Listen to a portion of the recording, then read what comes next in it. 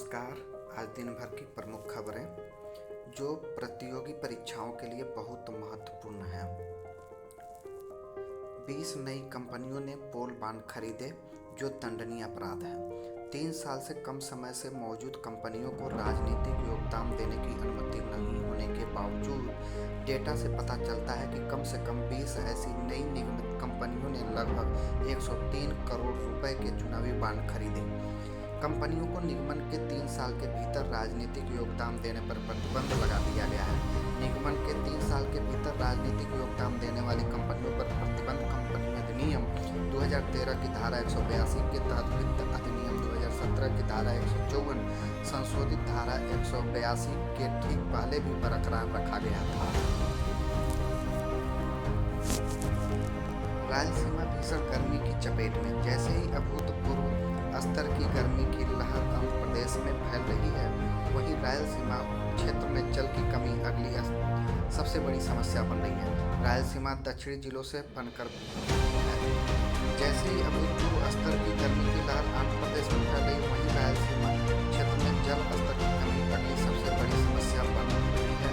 रायलसीमा दक्षिणी जिलों से मिलकर बना है।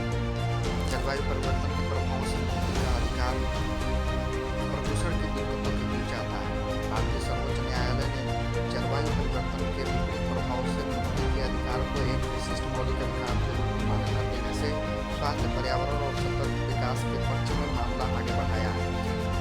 एपेक्स कोर्ट ने काफी समय पहले संविधान के अनुच्छेद 21 के तहत जीवन के अधिकार का हिस्सा रहने के रूप में स्वच्छ पर्यावरण में रहने के अधिकार को मान्यता दी थी।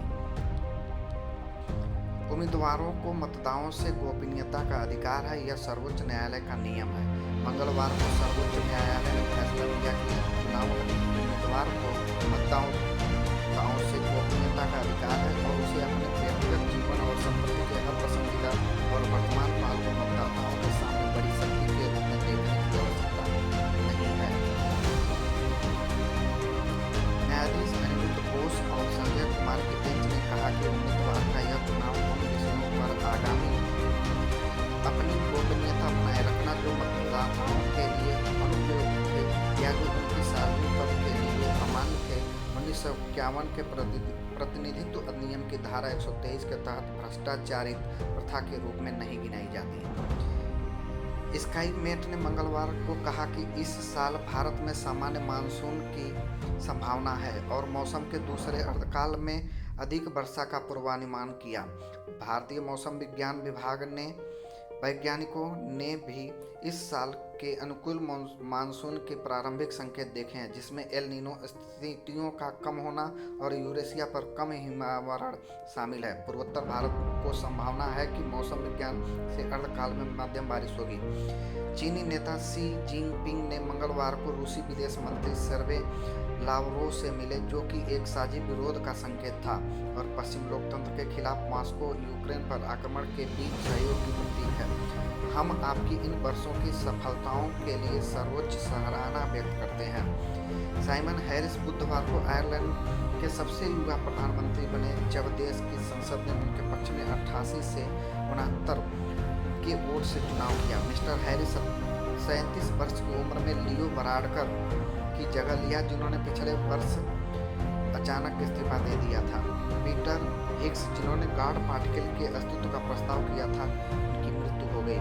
एडिनबर्ग विश्वविद्यालय ने बताया कि नोबेल पुरस्कार विजेता भौतिक विज्ञानी पीटर हिग्स, जिन्होंने गॉड पार्टिकल के अस्तित्व का प्रस्ताव किया था, जिन्होंने बिग बैंग के बाद पदार्थ का गठन कैसे हुआ ये बताया। 2012 में सर्न